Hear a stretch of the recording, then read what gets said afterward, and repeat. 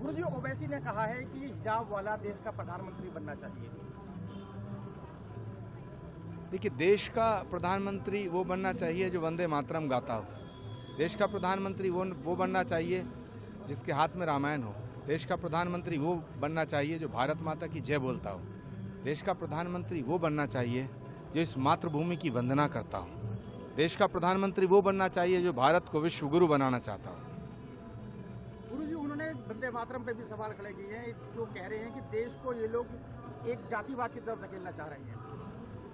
देखिए, सच बात तो ये है कि हैदराबाद वाले जो लोग हैं ये अब उत्तर प्रदेश में वही करना चाहते हैं जो वेस्ट बंगाल में हो रहा है, वही करना चाहते हैं जो इन्होंने हैदराबाद में किया है। और ये धीरे धीरे पूरे देश को तालिबान बनाना चाहते हैं। धीरे धीरे पूरे देश को ये कट्टरपंथ के रास्ते पे ले जाना चाहते हैं। ओवैसी साहब बहुत अच्छे वकील हैं, पता नहीं उन्हें क्या हो गया है। अगर एक बार ओवैसी वंदे मातरम बोल दें तो सबसे पहला समर्थन ओवैसी साहब का मैं करूंगा। वो कहते हैं कि बाबरी मस्जिद का फैसला जो है सुप्रीम कोर्ट ने गलत लिया था, इस पे क्या आपकी राय है, क्या कहेंगे? ये तो सुप्रीम कोर्ट को सोचना चाहिए।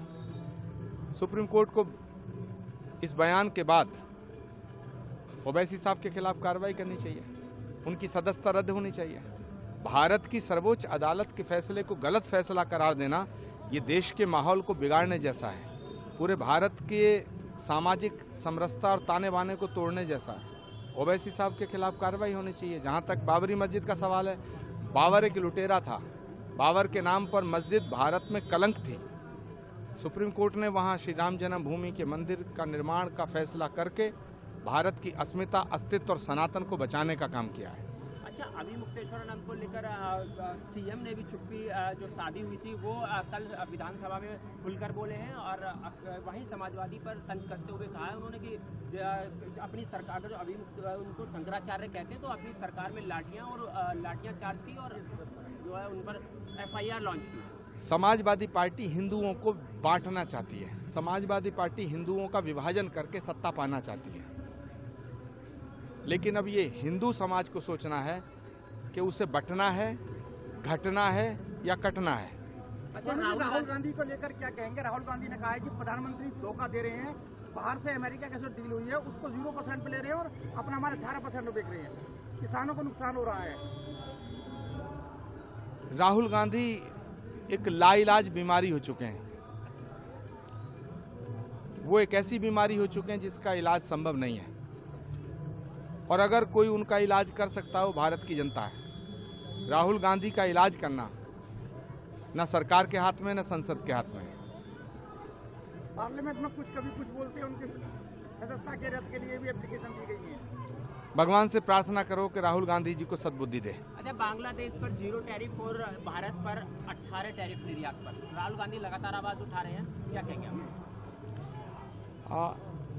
प्रधानमंत्री नरेंद्र मोदी के हाथों में ये देश सुरक्षित है।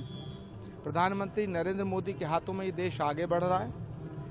जहां तक टैरिफ लगाने का सवाल है तो जमाना बदल गया है।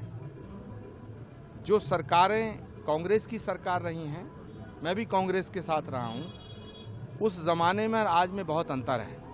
आज भारत पूरी दुनिया की महाशक्ति बनने जैसा है।